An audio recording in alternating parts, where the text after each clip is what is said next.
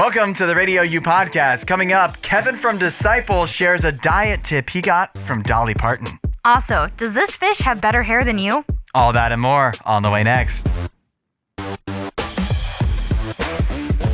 I'll tell you what you won't hear on RadioU Mornings with Hudson and Allie, 8772-RadioU. That's NFL draft grades. We will not do that. Why, Allie? Why? Because how can you know? It's true. How can you know? How can you grade anything yet? After the first round. It's way too early. Nobody's played. I don't think we can grade any drafts till like 3 years down the line. That, honestly, I agree with that take. I guess we can grade the 2022 NFL draft now, if you'd like to do that. Yeah, we could go back and look at those picks. I don't even remember who was picked, though. But we can talk about what happened in the draft last night. There was a pretty big trade at the top. It, in fact, involved your Cleveland Browns. It did. Where everybody thought they were going to take Travis Hunter, the wide receiver cornerback combo from Colorado at number 2. And instead they traded that away to the Jaguars. Mm-hmm. And so the Jaguars took Travis Hunter. Yep. But they gave up a lot to move up 3 spots to be able to do that. They did. They gave up that number 5 spot, the number 36 pick, and also, I believe, like another first-round pick in the future. I think next year's first-round pick, the Jaguars gave up to the Browns as well. Yeah, so I honestly, as a Browns fan, I'm totally okay with this.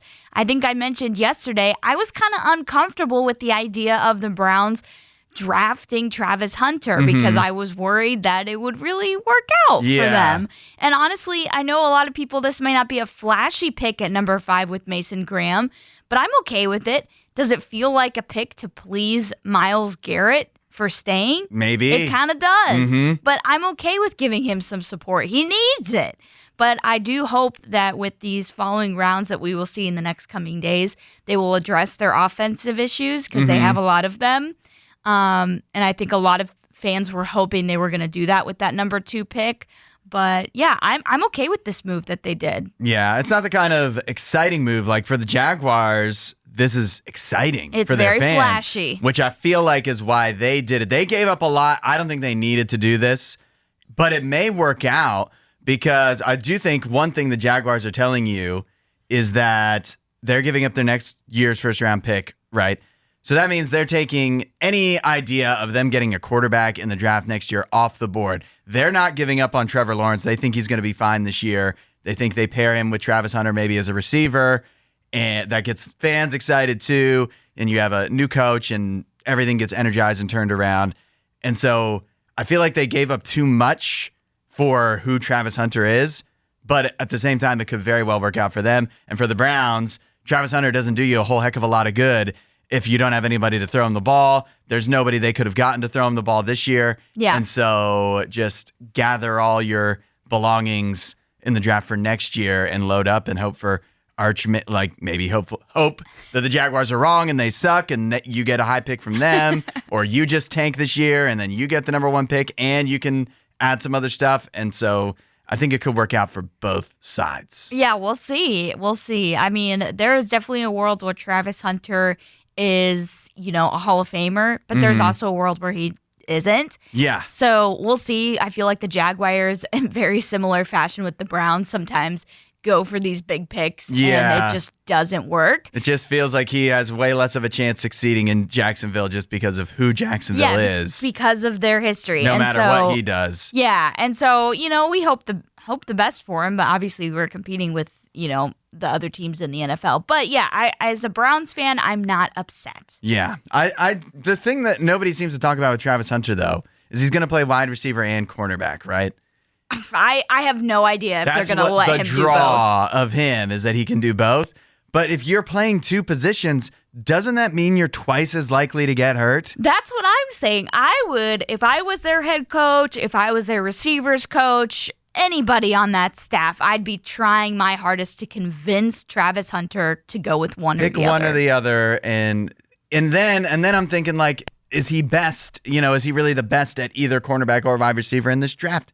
If he just did one, and I'm thinking no. So we said the same thing about Shohei Ohtani. And when he focused on hitting, he became the best hitter in baseball. That's true, but he was also twice as likely to get hurt when he was doing both too. But I do think we will see. And this has kind of started to happen with his career. He's going to pick one. Yeah. Yeah. Even though that's less fun, it's also, there's a reason nobody does It's smart. Who's going to be the next pope?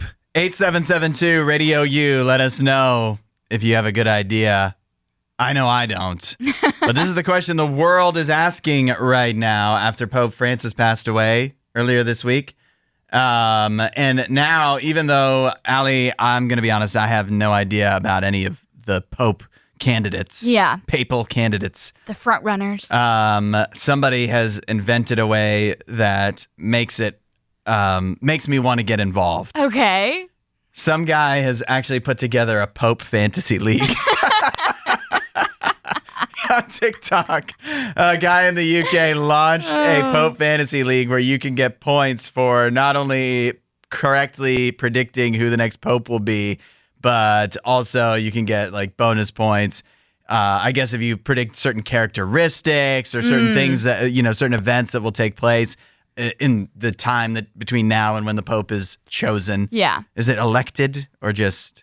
I don't know what word what it they would call be it. used. You've watched Conclave? I watched Conclave. I still don't know. I have not watched Conclave yet. I guess the Pope gets elected, right? I mean, yeah, I feel like they kind of decide upon it, right? Yeah. Yeah. So yeah, I did watch Conclave, and that did kind of like, it has piqued my interest a little bit. Yeah. But not enough to actually like pay too much close attention. Because the thing about the Conclave in real life is it's so secretive. Like, it's behind closed doors. We don't see any of it. I know, and it'd be so, think about the drama that is portrayed in the movie Conclave that would be playing out right now if we knew all the backroom dealings and the conversations that were being had among all the cardinals, but we don't know any of that. Yeah, we don't know any of that. We're not privy to any of that information, but we know it's going on. But anyways, you want to get in on the Pope Fantasy League? I might.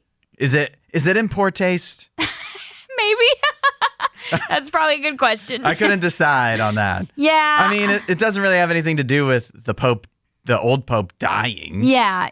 Listen, I respect the Pope. I'm not Catholic, but I respect the Pope, and I'm definitely going to keep tabs on who the next one is. And I've heard that one of the front runners is from Africa, which I think would be so cool. So I'm definitely even more interested because of that. So you have a rooting interest. I do. So I might need to join the fantasy league so I can put Robert Sarah up as my choice. You need a good joke team name too if you're going to do that. I know. I have joke team names for all my regular fantasy stuff. Fantasy football, fantasy baseball. What is your choice, Robert Sarah? Yeah, Cardinal Robert Sarah. You need a good, what's a pun you can do with Sarah?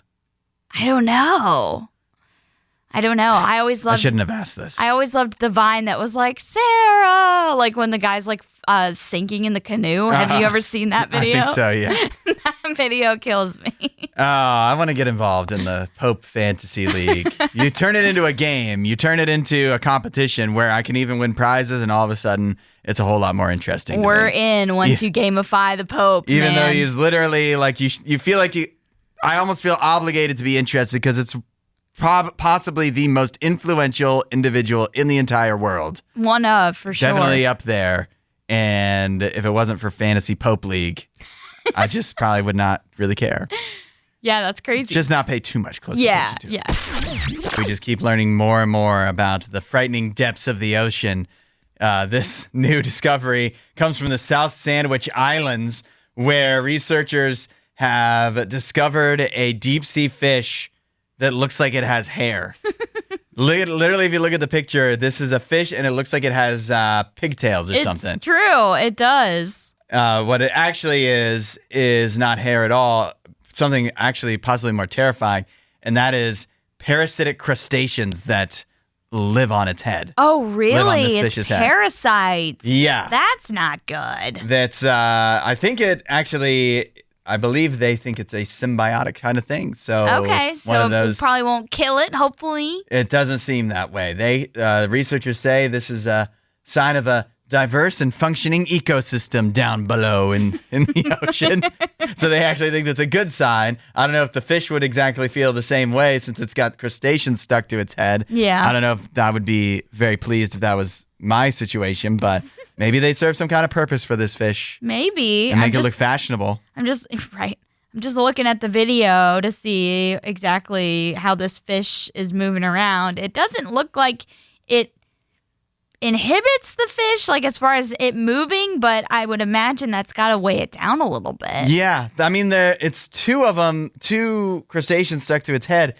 They're very large compared to the fish itself. Yeah, quite big.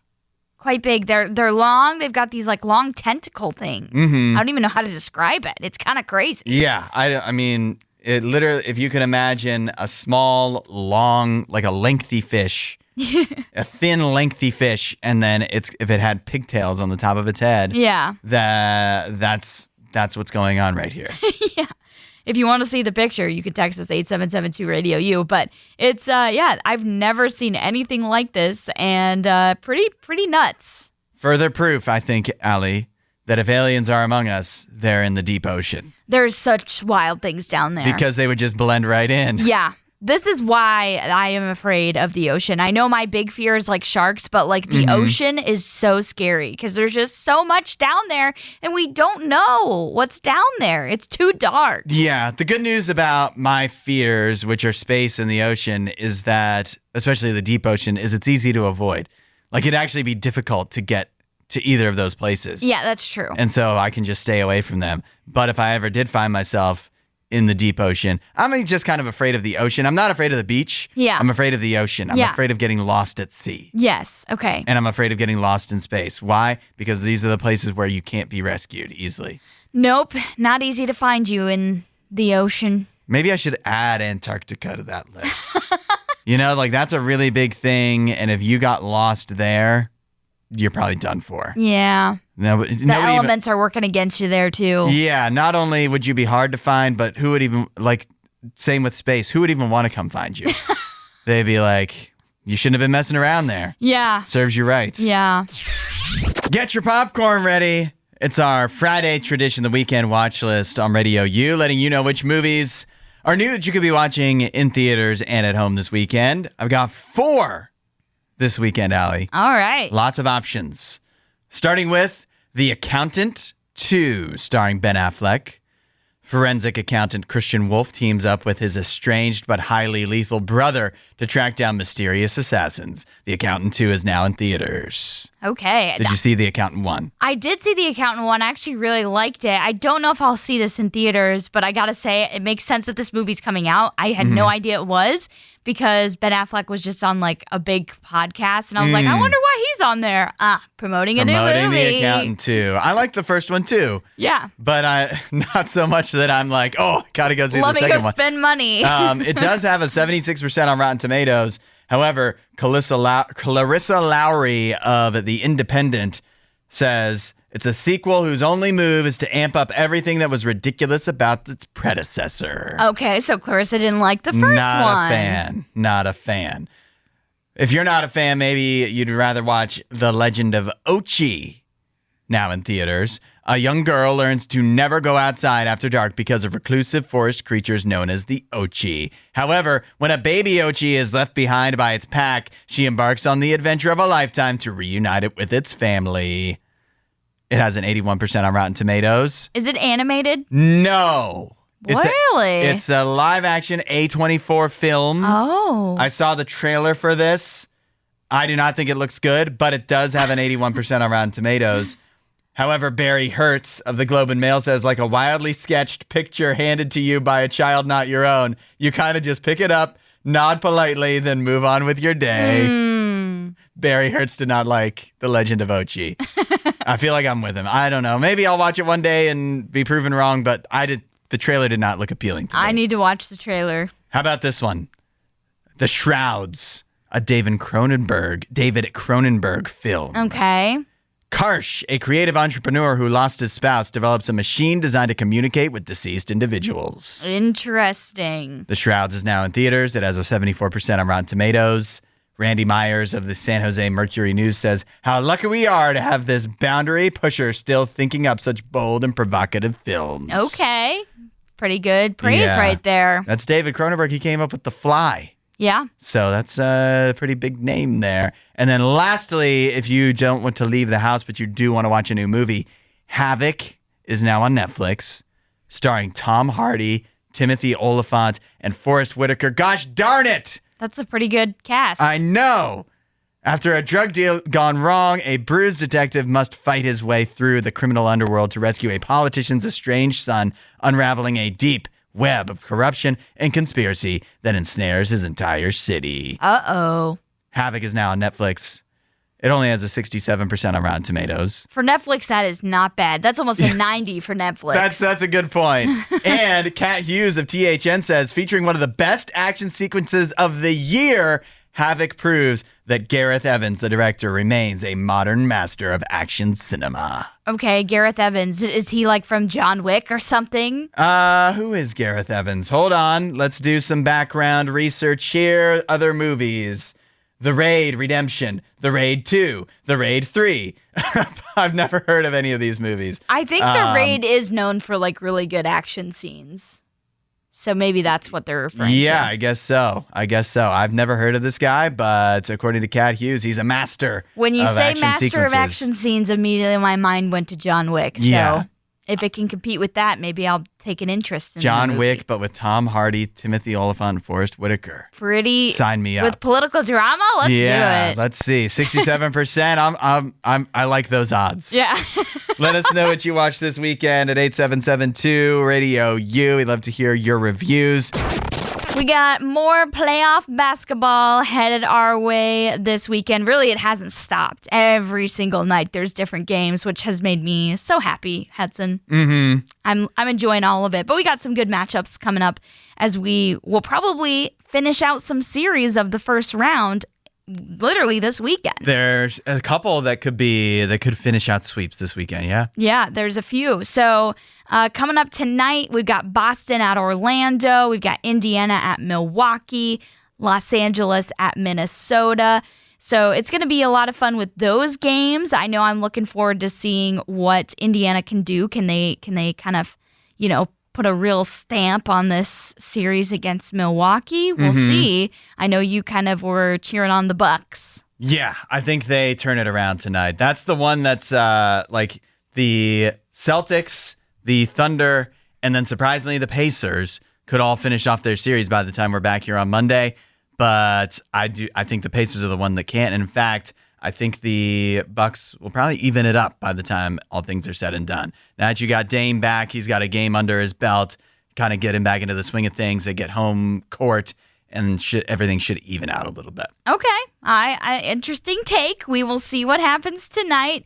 I'll be interested to see what happens with the Lakers in that Minnesota Timberwolves series. They're going to be in Minnesota, so we'll see how that goes. And you know what's been crazy with the Lakers, too, is we thought going into the playoffs, like after they made the Luka trade, that their problem was going to be they can't play enough defense, but they should be able to score a ton. And in their first two games, at home no less, they have really struggled with scoring. Exactly. It's been shocking to see how low their totals have been with scoring. You would think with LeBron and Luka on your team, you're at least going to get 100, and they haven't gotten to the century mark in either of the games. That should make you nervous, I think. I still would tend to lean towards the Lakers to win the series. Okay. But it might go 7. Yeah. That would be a fun series to go 7 too. Yeah, that would be. And then tomorrow we've got Cleveland at Miami. They have a shot of going 3-0, 3-up on Miami. We also got Oklahoma City at Memphis. I think Oklahoma City is just going to finish out that series. Yeah, I think so. I think Memphis, they're already thinking about Cancun or wherever they're going to be going. I do see here you can get tickets if you just want to say you were in the building for an NBA playoff game. $20 to get in the door for the Grizzlies Thunder game in Memphis tomorrow night. That is not expensive for even a the fans game. are like, let's go to Cancun instead. Yeah, the fans are like, we give up hope. Yeah. Take these tickets. You're basically free for a playoff game for $20. That's crazy. Not much more expensive at Miami either, so I think those fans also must not have a lot of hope with that series. Mm-hmm. We got Denver Clippers. That's been a fun series so far. That'll be tomorrow. Houston at Golden State. That series is tied 1-1. This is the series I have my eyeballs on. I was going to say, what is your favorite series to watch so far that's not the Cavs winning? I gotta say, so far it's been Houston Golden State. I feel like these games have been pretty good, but also Detroit and New York have been very, very good games too. It was a really close game last night. That's been my favorite to watch, even though I still think New York is gonna pull away. Like I think they'll win game 4 on Sunday to get the 3-1 lead. What I don't understand is why they played last night, Thursday. They're not traveling anywhere. And they don't play until Sunday? Yeah, what are you guys doing? The schedule is very strange. It's very odd with the playoffs. I gotta say, I've been a little annoyed with that. Yeah. But I'll take a break from playoff stuff right now because I just want to say I need to give a shout out to Evan Mobley from the Cleveland Cavaliers. Defensive Player of the Year. Let's go, Evan. He got his flowers, he got his money, and I'm so happy for him. All right. Do they hang a banner for that or anything? Or I mean, I think he gets a cool little trophy something or whatever. to put on the mantle? Yeah. Nice. Max is cracking down on password sharing. 8772 RadioU, following in the steps of Netflix. It sounds like, Allie, you and I, we're big Max aficionados when it comes to our streaming service. Like, that's our streaming service of choice, right? I do I think the two I use the most are probably Max and Hulu. Yeah. Well, Max, it sounds like, is going to try to take password sharing more seriously. So if you're the kind of person that either, knows a family member or a friend that has their account that they pay for, you might be cut off. Or if you're the type of person where a lot of people mooch off of you, as is the case in my situation, I actually pay for Max and a bunch of other people use it, which I'm fine with. Yeah. I shared the password willingly. Yeah. But now Max is kind of saying, no, you can't do that. And in fact, they're trying to make it so that you have to add on separate accounts through, you can add on a joint account. Yeah. Is a new feature that they've put in there. Ah, man. So are they going to start, blocking you if you try and use it somewhere else on a television or something? It sounds like it. First of all, I love that you said television. Well, because I know, sometimes it'll let you get away with password sharing if you're using a cell phone or a device where you're traveling. Yeah. But for TVs, they usually can tell, okay, yeah, this is not at your house. Yeah, I guess so. I don't know if how specific they're going to be. And here's the other thing. Is that Max has talked about this before. Now they're actually rolling out the extra member feature which should go in joint with them really trying to stop you from sharing passwords without having the extra member feature. Yeah. But Disney and Hulu and whatever, they're all under the same umbrella, and they've claimed that they're going to do this too.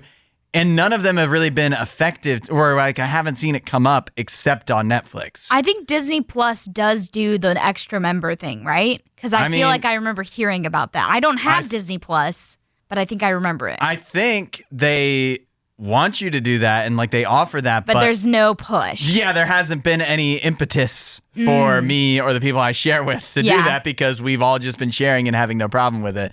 But the question everybody might be asking right now, let's say Max actually does crack down on password sharing, and I want to go ahead and add the extra member feature. How much does that cost? How much is it, Hudson? $7.99 per month. Interestingly, regardless of which subscription tier you're on. Okay, so whatever you do, it's just an extra $8. Yeah, so whatever the main person is paying, that has no bearing. You could have Max ad-free premium Max $20.99 per month and still get $7.99 per month to add that extra feature or extra member.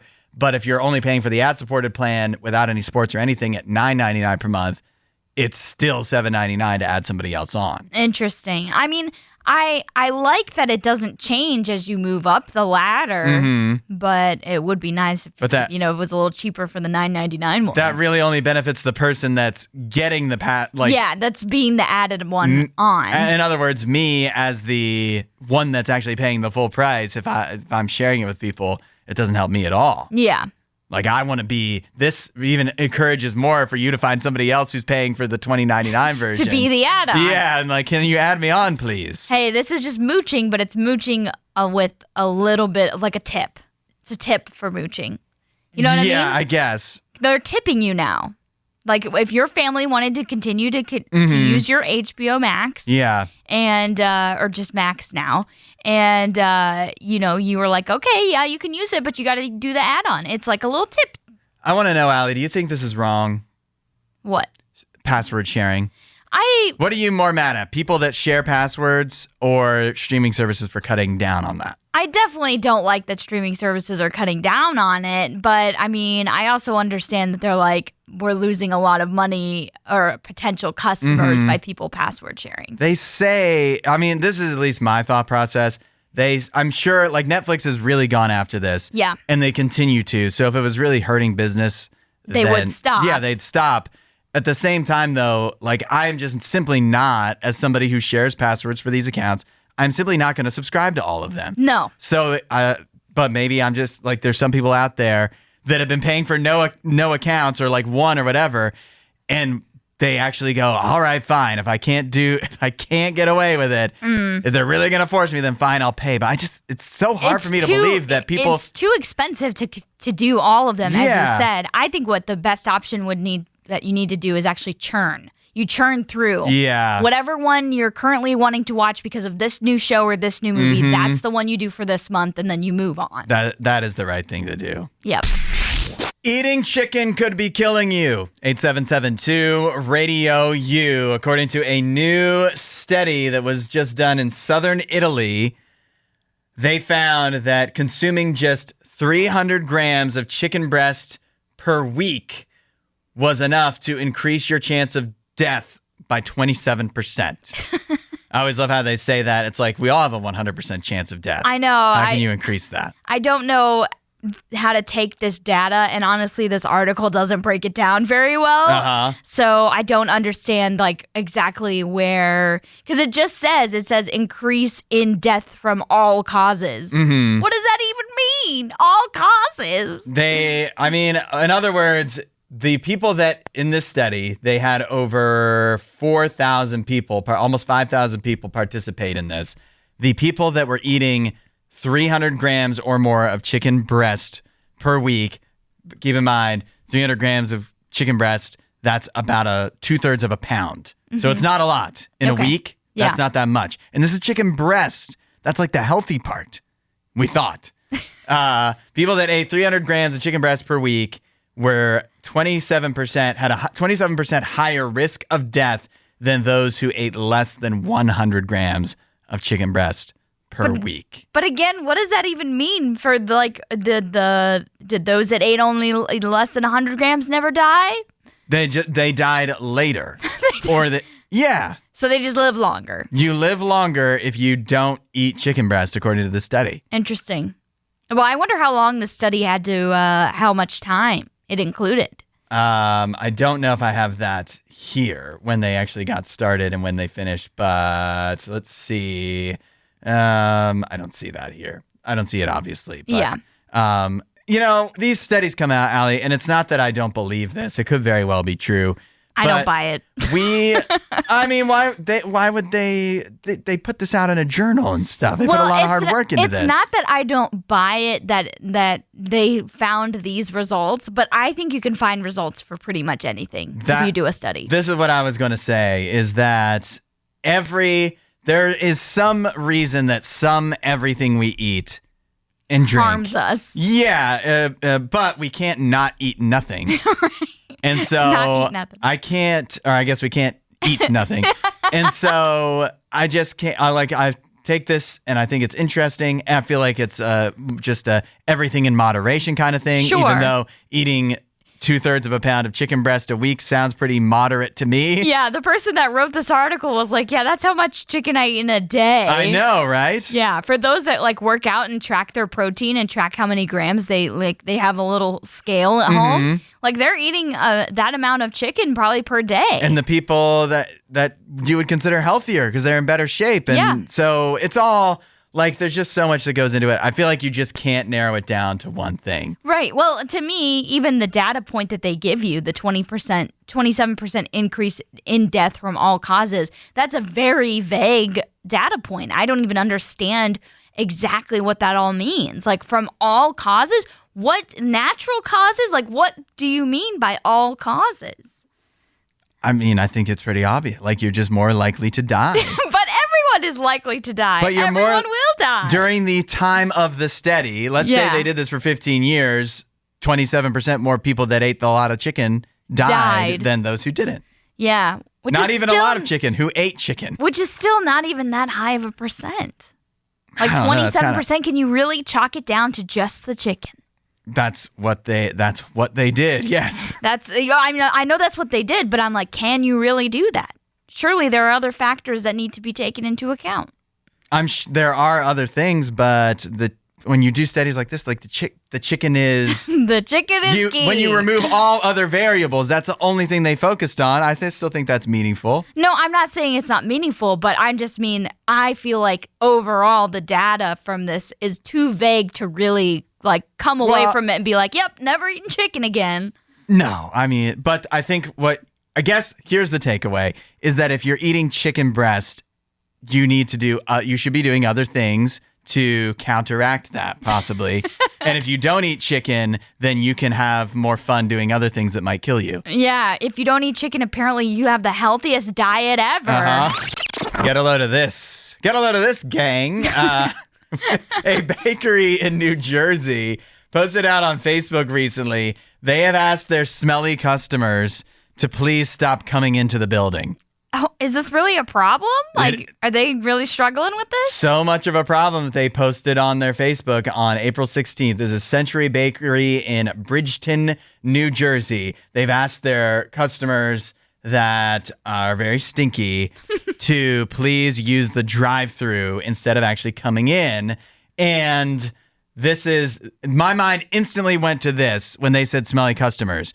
I was like, oh, they're talking about perfume. People wearing perfume. Oh. And that's exactly what they were doing. Oh, so people whose perfume is too strong. Yeah, this is the post. We kindly ask that if you wear strong perfume or cologne, please utilize our drive-thru service. Several cashiers in our bakery suffer from asthma, and this time of year can be particularly challenging due to high pollen count. The addition of strong fragrances can make it even more difficult for them to breathe. So it's for a good cause. It's a good reason. It is for a good cause, and as somebody that used to work at a Panera Bread, so I've been in a bakery myself for a long periods of time. Also, somebody that goes to church. Goes to church. The perfume, some people with the perfume is out of control. Yeah, I would agree with that. I feel like it's unfortunate, but some people think they got to bathe in it. And it's like, no, you just need a little dab on the wrist, dab on the neck, you're good to go. And here's the problem with this, though, and this would be true whether it was perfume or cologne or whether it was people that actually like stink like body odor. Yeah. The people who do this are completely unaware. Nose blind. Yeah. They're like, oh, they would see this and they go, well, I'm glad that's not me. I put on the right amount every day. Mm-hmm. And sorry, you don't. Like, you definitely don't. It sounds like you run into this issue a lot.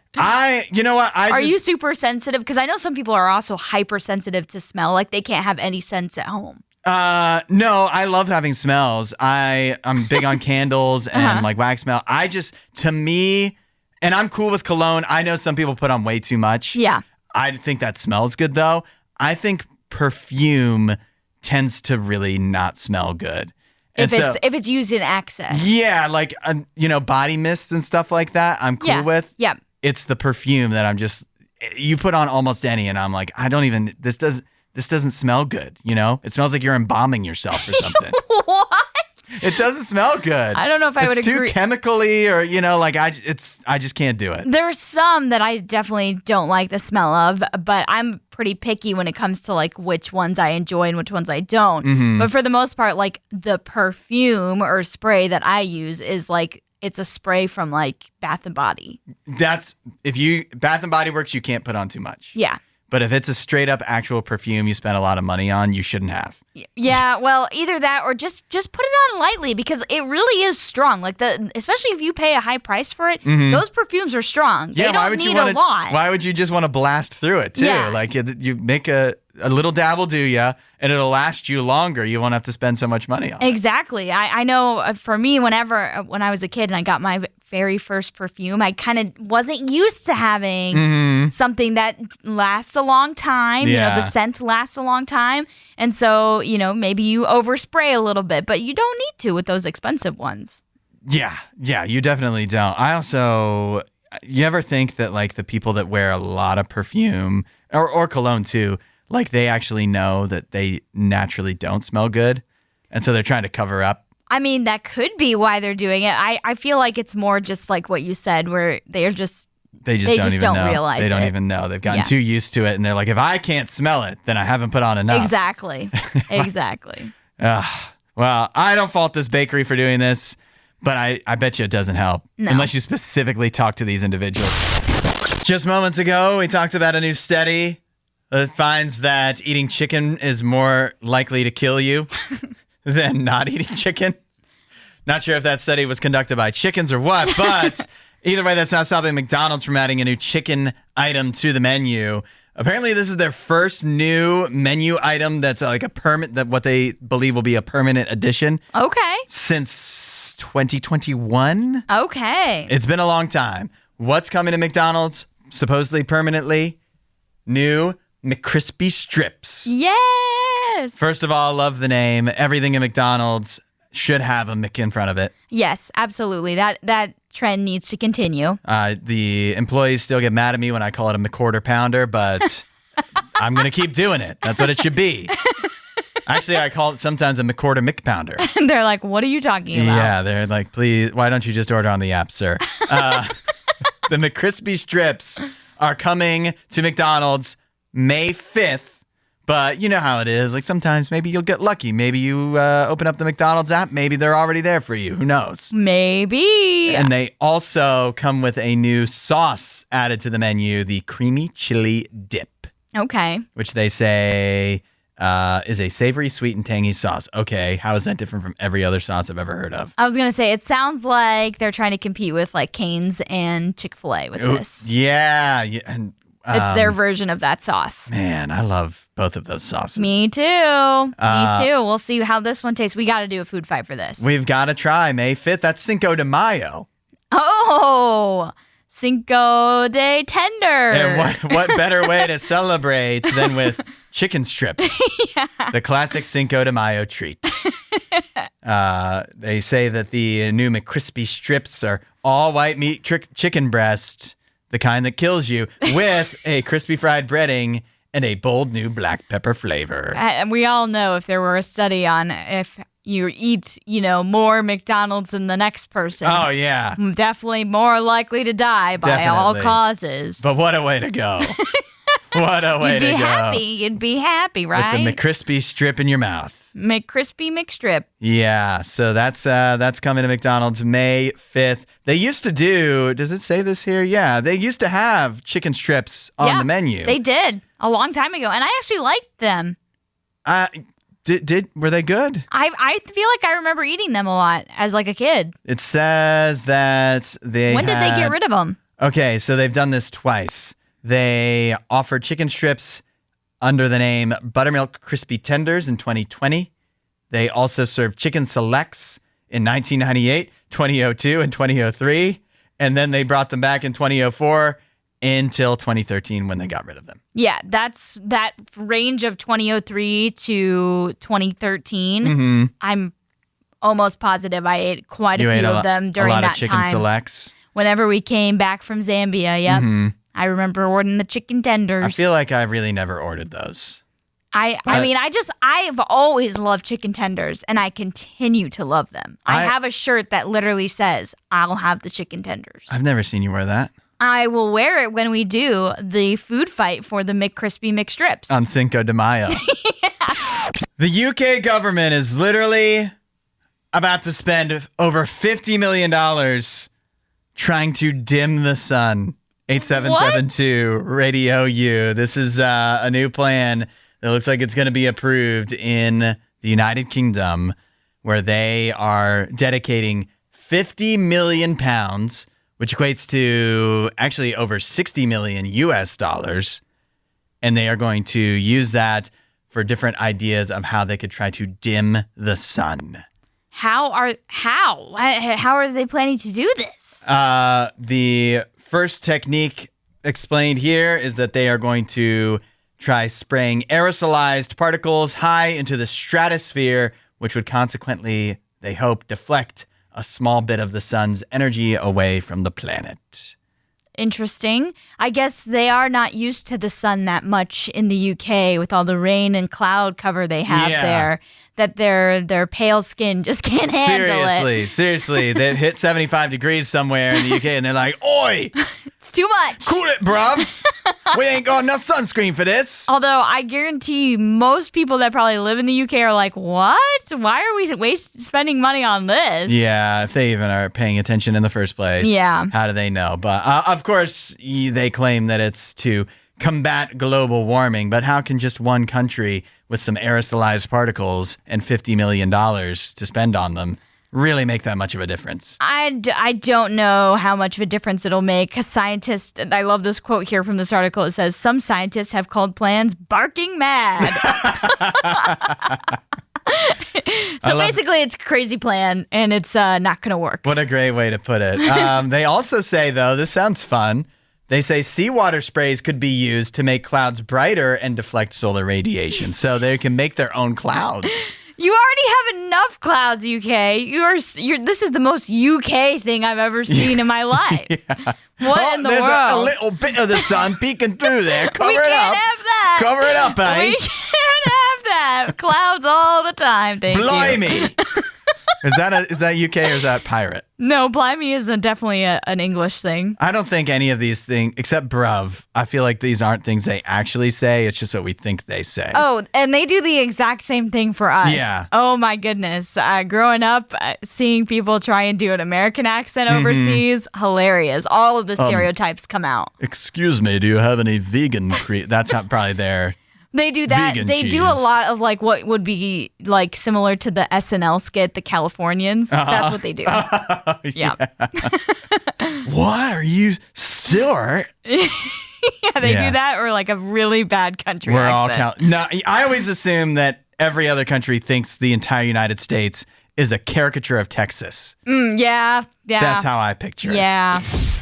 The next new innovation from Oreo is coming. 8772 Radio U, and we know what it's gonna be. On May 5th, hitting stores nationwide, Oreo will be unveiling the chocolate-covered pretzel Oreos. Woo woo! I'm so excited for this. Allie's raising the roof. She's so happy.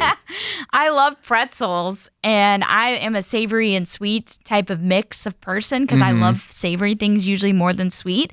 So when you mix the two, I am very intrigued. Okay, so picture in your mind a chocolate-covered pretzel-flavored Oreo. Describe it to me. What are you imagining they're doing with this? What am I imagining? I think I was imagining that like the inside of it would still be the cream, but like the cookie would be like salty pretzel. So where's the chocolate? Oh, I guess, yeah, I'd have the cookie itself would be like chocolate covered pretzel. Okay, and then it would just have regular Oreo cream inside. Yeah. Okay, that's not what they're doing. Oh, okay. What they are doing.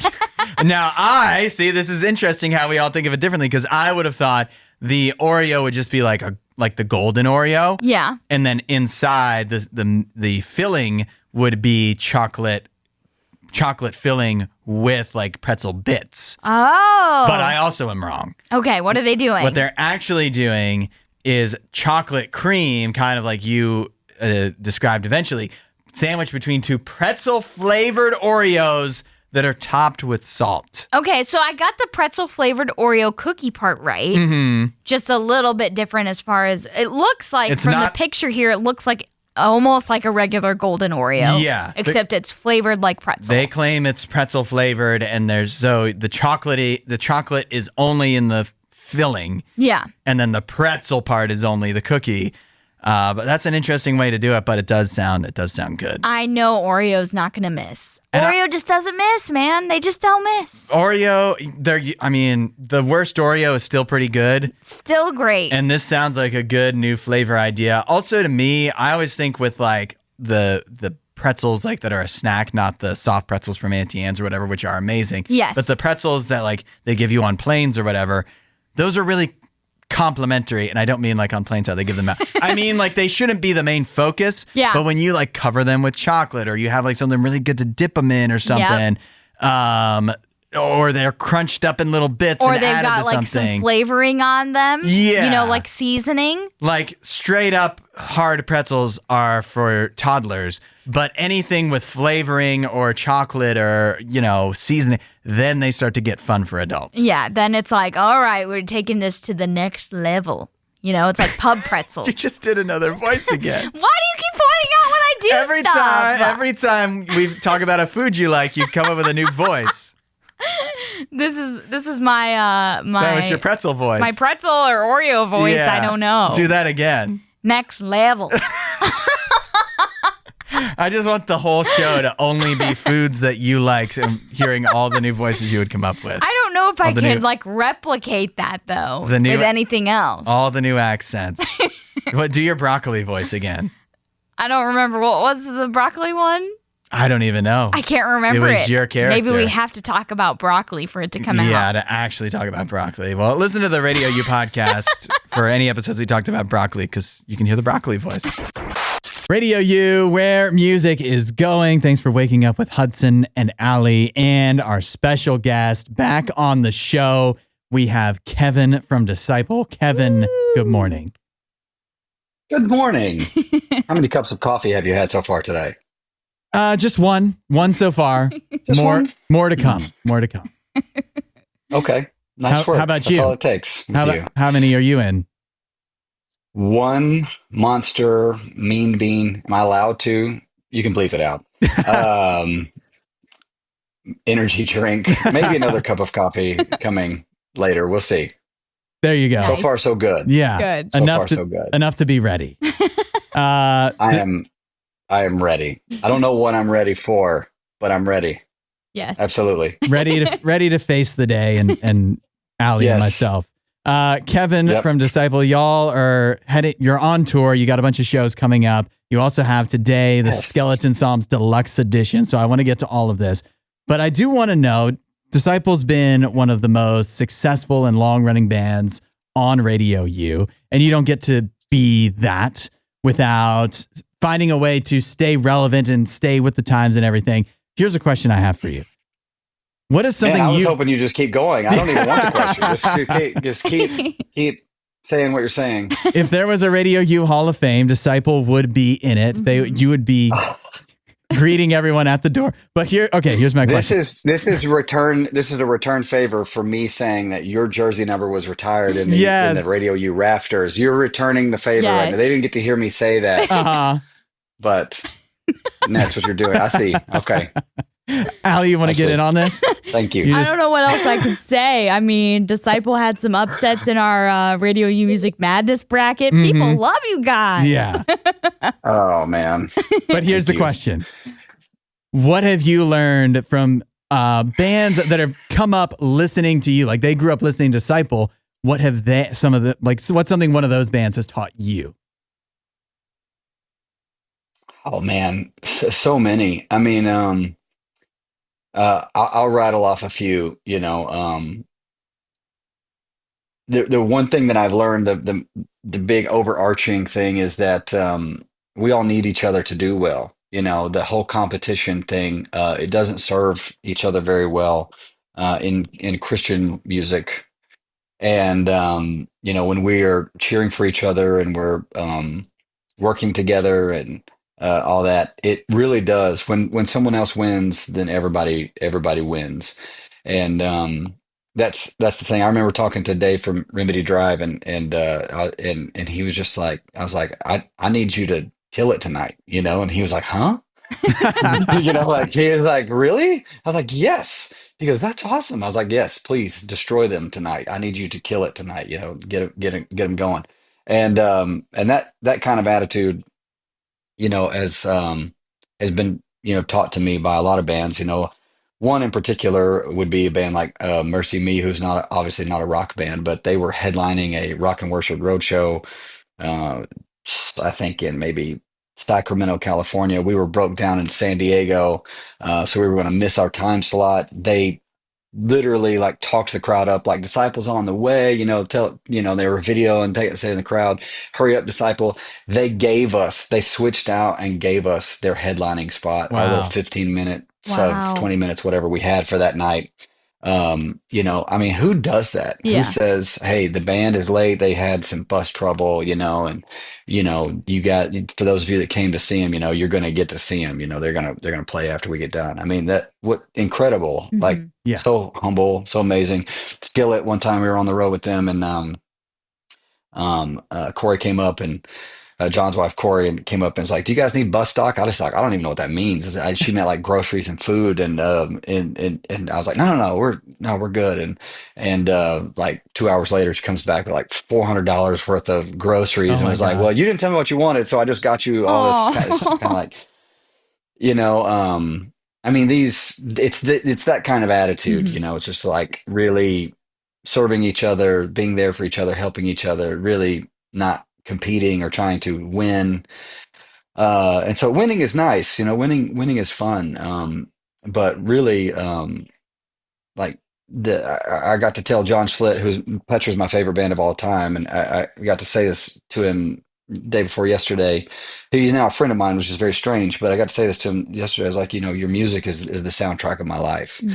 And having experienced that, when someone says that to me, I get it now. When they Hmm. like your band so much, and that's kind of what it's all about, and that there's these other bands that, these Radio U bands that people feel that way about. And so I do my best to promote them and not compete with them. I hope they do well.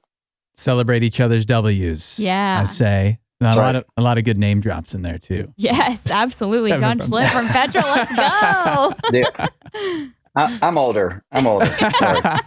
No, we love it. We love it. Well, as Hudson mentioned, you guys are on tour. You got plenty more tour dates coming up. So one thing I want to know, I sing and I cannot eat before I sing or else I literally get so just not good. Not good things happen. That's normal. Yeah. Yeah. So Yeah. if you did have, because I mean, I've been to some of your shows. You do a lot. You jump Yeah. around a lot.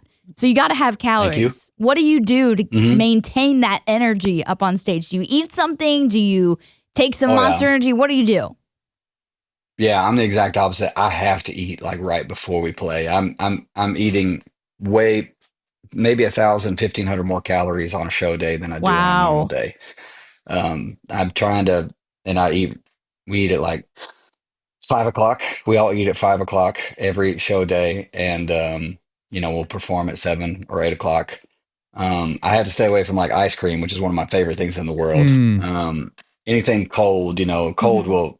will mess me up. So I'm drinking, semi-cold, zero sugar Monster, like 2 or 3 of those, but a ton of water, way more water than I ever want to drink. I'm peeing like every 15 minutes. Like I'm surprised I haven't, peed on myself in the middle of a show. But just like so much water, just water, water, water. Which, as Allie knows, as a singer, that's Yep. that's the helpful thing. If I'm I have bad allergies, so sometimes my throat will get dried out. I learned this trick from Dolly Parton, not for her personally, but Mhm. from her by her saying it out loud to the masses. She would actually no, not to the masses. She said she worked with Travis Wyrick, our producer, who's produced like 8 or 9 of our albums, and she told him this, and he told me this, that she would eat Lay's potato chips, like the greasy Mhm. kind, Yeah. before she would sing. So if I'm having like a bad allergy day, and the voice is dry, I will you'll see Lay's potato chips on top of the guitar cabs, and I'll just be like Is eating a it the chip during a salt guitar that helps solo. you? The salt? The greasiness. The greasiness. Okay. I wasn't sure because Yeah. sometimes if you have like a sore throat, they say like salt, it'll help soothe it or whatever. So, wow, that's Yeah. crazy though. I mean, I guess it is a Yeah. workout that you're going through. So, like 1,000 calories makes sense that you would need that extra amount. At least, yeah, because you're when you're singing, obviously, Allie, you know that you're pushing, but like we're obviously jumping and headbanging and all this kind of stuff, Hmm. the whole entire time, and so that you kind of have to be in a little bit of shape to be able to sing and jump at the same time, which Right. I learned fairly early, and yeah, got pretty good at that, and so if you're not in the habit of doing it, like you take 6 weeks off and then try to come Hmm. back, it's like getting into a fight. You're just losing 30 seconds in. You're just like, Yeah. you know. Yeah. So All I heard was just an excuse for us to stock potato chips here for breakfast. Yeah, I have a lot of if bad you're allergy singing, days. yeah. Yeah. Well, we need our voices too, Oh, I see. I know. see. Yeah. I see I see what you mean now. I see what you mean. Yeah. It definitely, dude, try it. It helps. I'm I not a huge fan of Lay's potato chips, so let's just dial the advertisement back, Kevin, please. But it works. It Yeah. Yeah. works. Hey, I trust you and I trust Dolly Parton, so Absolutely. I'm gonna have to try it. You should trust her. I can tell you that. She's I want to mention today, first of all, that we mentioned you're out on tour, Rockhouse 39 in Lancaster, Ohio. We've got a show coming up with you guys there. Details are at radiou.com/Ohio. Also, today is a big day because the deluxe It is. edition of Skeleton Psalms is out. That's almost 2 years, almost to the day since the original version of the album released. Tell us what's special about the deluxe edition. Is that true? What's so deluxe about it? That's Yeah, it's true. close. It was, I don't know the exact date, but it was close. It was April That's 2023. awesome. That's what I know. Man, God and His providence. Man, the deluxe is really cool. We're really happy about the album cover. Our last deluxe was Love Letter Kill Shot, and the album cover changed a little bit, and it was cool, or whatever. And so I'm always afraid of deluxe album covers, but we finally got an album cover I think that's better than the original for the deluxe, which is sweet. The deluxe has all of these songs that some people would call them a B-side because they didn't make the record, but they're really not that for us. They're just songs we didn't finish yet. They were songs that we started, and somehow they're all as good or better than the original Skeleton Psalms tracks.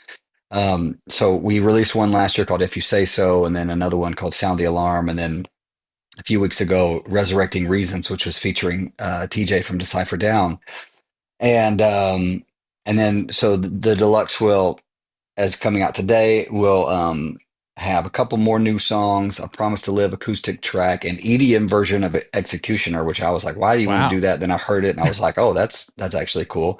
And then we had a CD release show called Skelevision, and we have 6 live tracks from the Skelevision concert, which will have 3 tracks from Skeleton Psalms on there, but it'll also have Long Live the Rebels, Oh God Save Us All, and for the old school Disciple fans, it'll have a live version of I Just Know on there. So Wow. it's going to be it's a deluxe. Yeah. It's a deluxe. It's got a bunch of stuff. So really excited about That's it. sweet. Yeah. That gets me excited for sure. I love that because normally when you go to a restaurant and they have like the deluxe burger, it just means they add lettuce and tomato. And sometimes bands do that with their deluxe editions, the musical equivalent of lettuce and tomato, but this is Yeah. not that. This sounds No. great. Yeah, this has 5 new songs on it that I think everyone in the band agrees are just as good or better. I mean, I think for me, Resurrecting Reasons was one of my favorite Disciple songs ever, and then TJ came along and just made it maybe the best Disciple song ever. And If You Say So is my personal favorite Disciple song because it's just kind of like our mission statement. So I'm saying that about 2 deluxe songs. So that's yeah, we didn't phone it in. We're not just throwing a bunch of just filler at everybody. It's Mhm. actually an extension of the album. So very excited about that. Well, definitely check out Skeleton Psalms, the deluxe edition, out today, and Disciple out on tour as well. All of the details on all of this stuff is at RadioU.com and in the Radio U app.